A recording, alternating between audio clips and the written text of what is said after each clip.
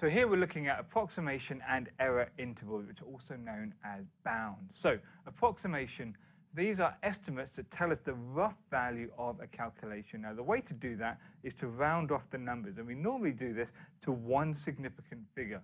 So what we do is we round each of our values in the sum to one significant figure, and then we perform the calculation. So looking up here, for example, rounding these numbers to one significant figure gives me 100 times 2 divided by 50, and that is 4, because 200 divided by 50 gives me a value of 4. Now, because it's an approximate, we tend to use this sort of squiggly equal sign to represent that. Moving on to error intervals. Now, by definition, a rounded number does not give an exact value. So what we have are the bounds. We have what's called the lower bound and the upper bound. Now, the lower bound is the minimum a value might be. So what's the lowest the value can be that rounds up to your rounded number.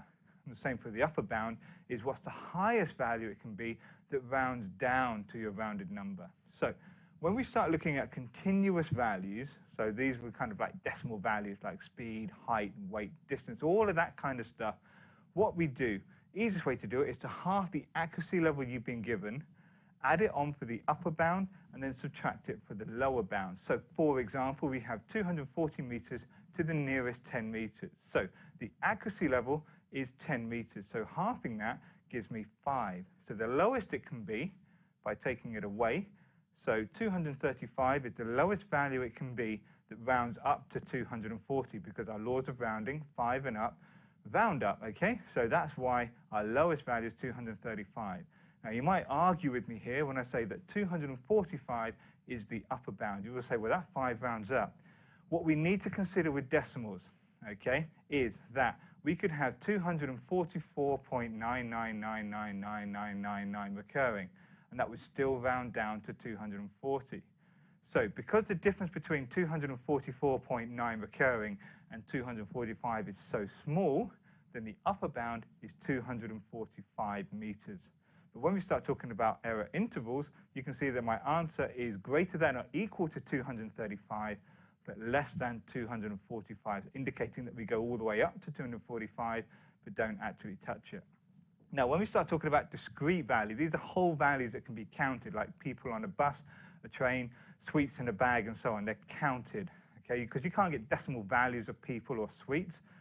It's slightly different here. So the number of people on a train is 400 to the nearest 100. So your accuracy level is 100. So if we half it, that's 50.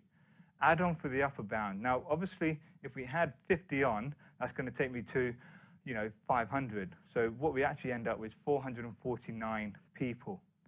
And then taking away from my lower bound is 350. So that's where you have your second set of answers. So your discrete values go from 350 all the way up to 400.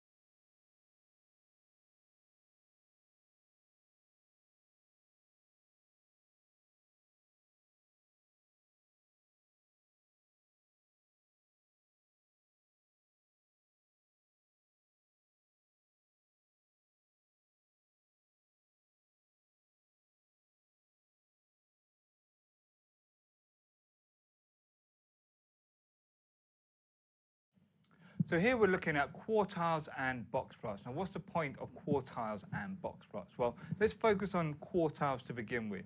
Where you have a range of data, the median is